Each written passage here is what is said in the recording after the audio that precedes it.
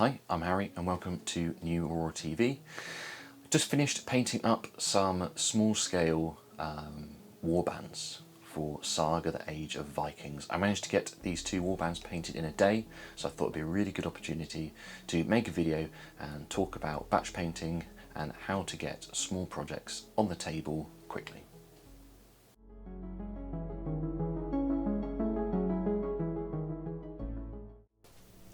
So I thought I'd show off some photos of the finished warbands first, just to see kind of where we end up. We've got our Vikings, we've got our Normans. These are from 3D Breed. They are prints for their upcoming Kickstarter, March to Hell, Dark Ages. I was very fortunate enough to get given these early, and I thought, what better opportunity than to try and do a fun little project where I can get a Saga game, battle in a box, I guess, ready in a day. So we're going to kick it off, we're going to look at the prints, and then we're going to look through how I managed to batch paint these and some of the tips and tricks I used in getting them on the table in quick time. So taking a look at some of these gorgeous little prints. So yeah, these are 50mm scale. Printed them out pretty easily. I think I got both warbands on 2 build plates. They do come with a shield separate, which is great, so you can paint those individually, which is something we'll be doing. Mounted all these guys on 15mm round MDF bases, and then we did some command bases on, I think they're 30mm bases. But yeah, loads of lovely detail on these, loads of character. You get quite a varied selection of poses as well. I think you get them in sets of 8, which is very useful for Saga. So I think we've got 2 units of regular warriors and some Hearthguard for the Vikings, and then some Hearthguard, some warriors and some archers for the Normans. I thought it would be quite a simple 2 4-point starter warbands.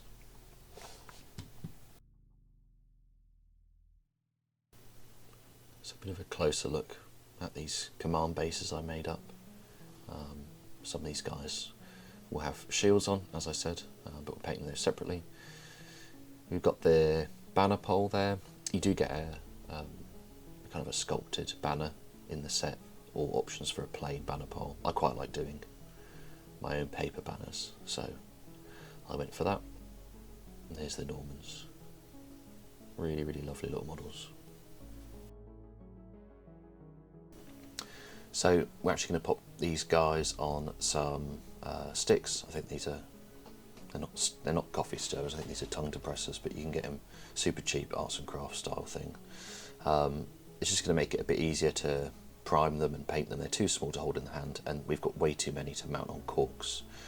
So we're going to kind of do, I think it's 6 or 8 on a stick, and then you can either mount the stick on a cork or just hold the stick. I'm going to use double-sided sticky tape.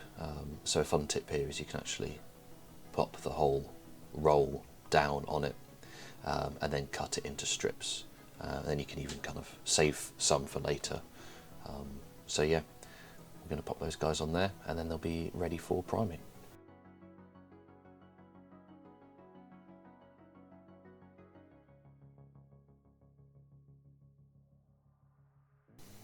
So the shields we're going to do similar as well.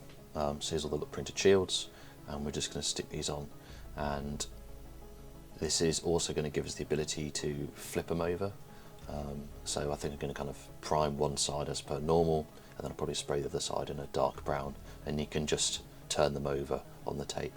Important to kind of hang them over the edge here, so you've got something to actually kind of pick up on and flip over. So, little trip to the garden. We've got these mounted on, it's an old table leg I use, with a load of rubber bands on. It's just easier, so you can prime them all at once and you can get to all the different angles. We're going to prime these, I think, in Colourforge Trench Brown, and then I'm just giving them a quick zenithal with Colourforge Desert Sand, and that's going to be our kind of main colour for the tunics. So yeah, it's just going to give us a nice base colour. Wait for that to dry, go and pet the dog, and then we'll go back to the hobby room and get stuck into painting the rest of it. So first thing I'm going to start painting are the shields. I chose a couple of colour palettes basically for the shields for the two sides, and I think that's sometimes quite important rather than being totally historically accurate, which we've had, you know, various colours of shields. I thought we'd go for each side having their own kind of colour set. So I think for the Vikings, which I'm painting here, I went for blue and green, and then I picked a kind of a middle colour, so I picked a turquoise, and then the details on the shields will be either in those colours or in black and white. So it's going to give kind of a unified, I guess, kind of Sea People's vibe. And for the Normans, which I'm not showing here actually on screen, but for the Normans I went for a red and a yellow, only because I grew up playing Medieval 2 Total War. That's the English colours, so I thought I'd go for that. I threw in an orange as well for good measure, just so both have got three colours.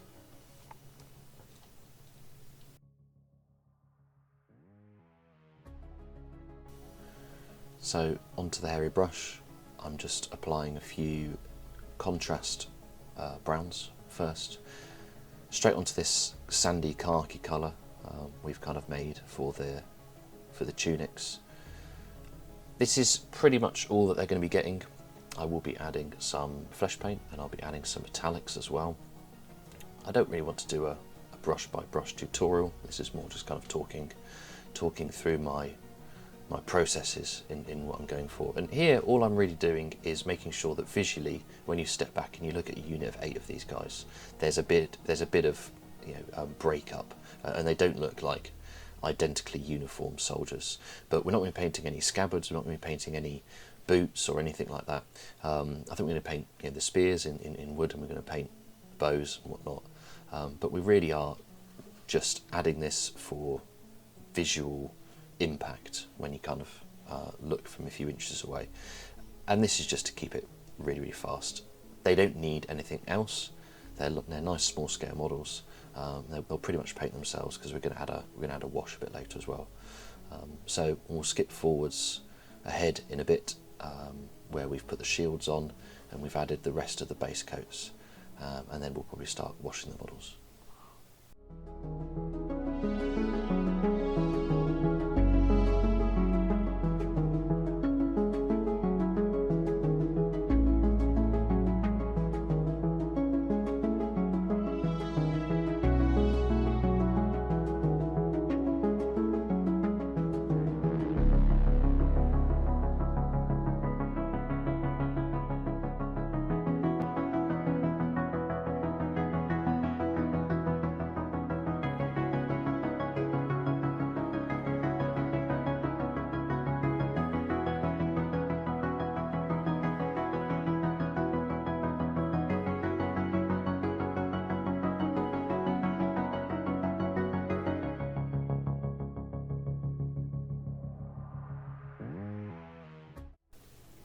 So we've got our base coating done.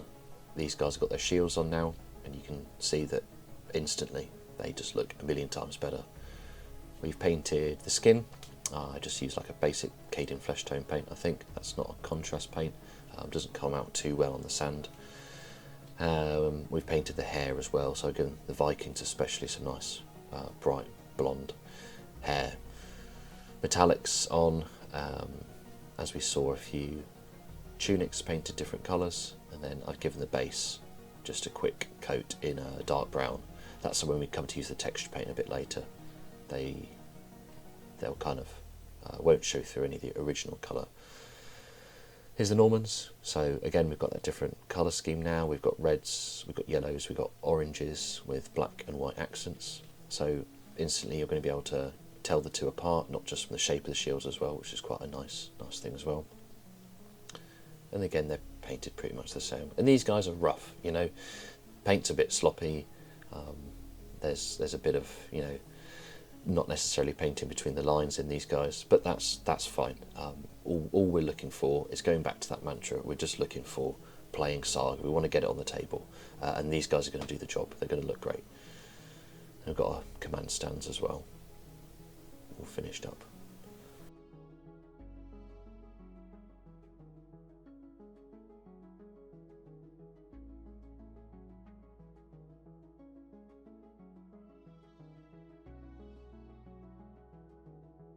So now for the magical stage, we're going to give everything a wash. Agrax Shade, absolutely love this stuff.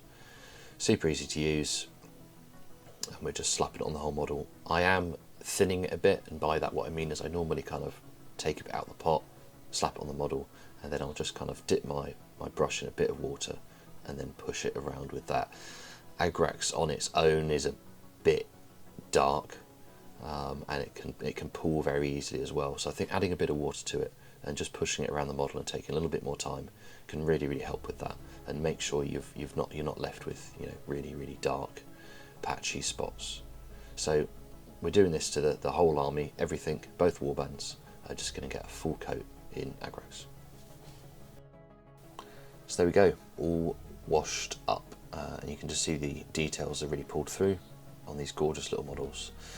I did hit this with a matte varnish.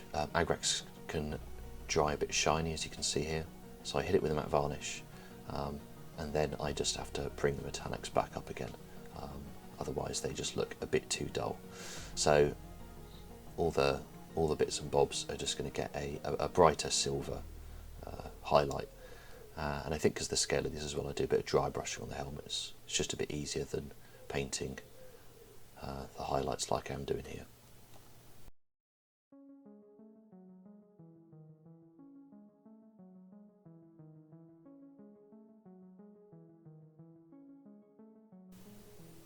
So there we go, all finished up painting wise. We've just got basing left, so really pleased with how these guys are looking. The silvers have really made these guys pop, and the washes have, you know, really toned down their bodies and whatnot, and you really can see that actually not painting the scabbards, not painting the trousers or the boots hasn't mattered one bit, and the details have just popped through, and these guys, yeah, they're looking really great. So we're going to get on to basing.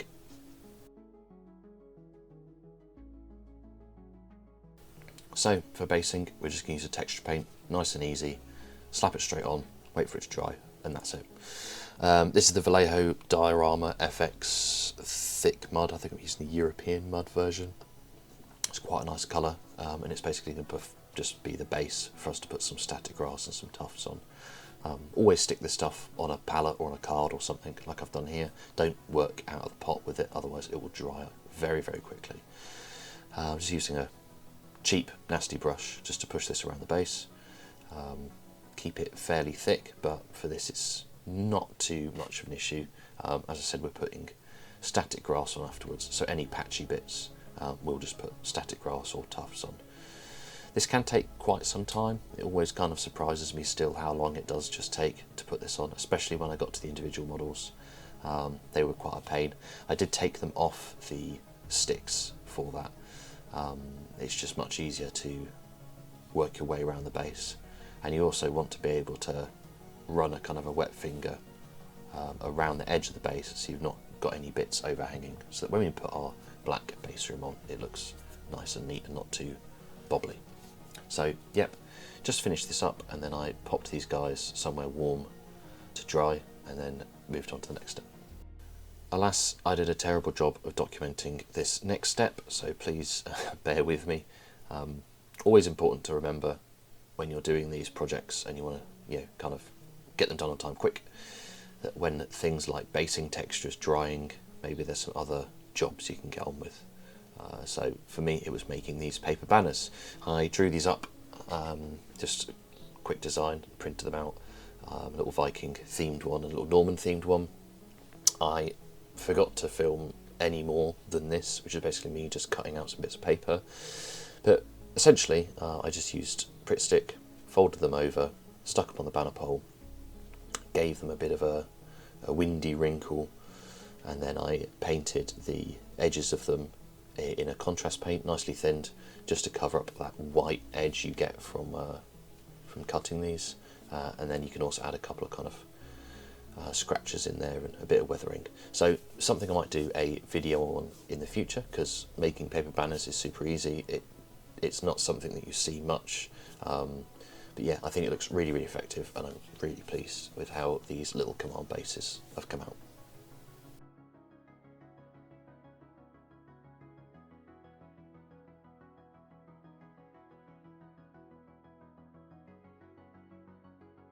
Another thing you can do whilst waiting for texture paint to dry is do the base rim.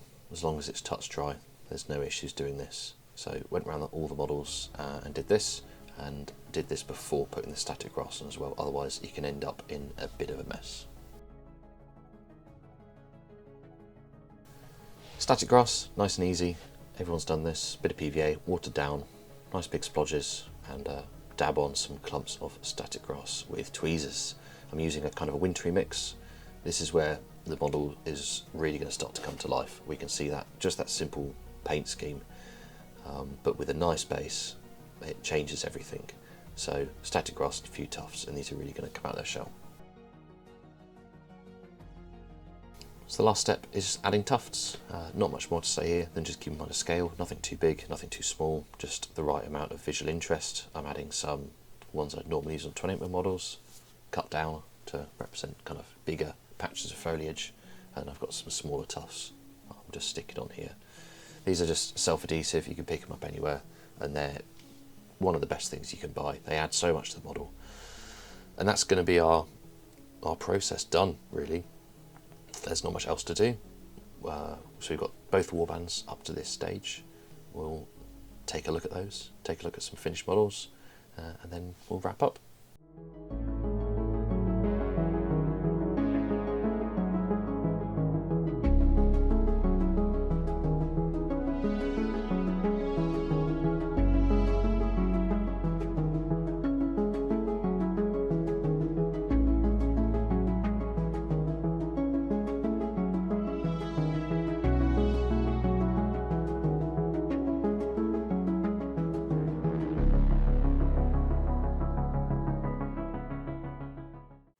So there we have it. 2 warbands for Saga Age of Vikings, finished in a day's worth of painting. All that's left to do now is go and play a game. Hopefully I've helped someone out there finish their projects a little bit quicker, or refine their hobby goals a bit more in terms of what they actually want to get out of some of these projects. And hopefully it's going to help people go out and play more of these game systems and get models on the table quicker. I'm really looking forward to seeing what 3D Breed do with their Kickstarter. There's lots and lots of stretch goals that have been unlocked, so I'm looking forward to getting hold of some Norman cavalry and some Viking berserkers to really fill out these armies. So yeah, thanks very much for watching. If you did enjoy this video, please do the normal things, like and subscribe, and let me know if you want to see more of this kind of thing. I really enjoy doing these small kind of you know, games in a box style things, and there's a few more that I want to give a try in smaller scales. So yeah, thanks very much for watching, and see you on the next one.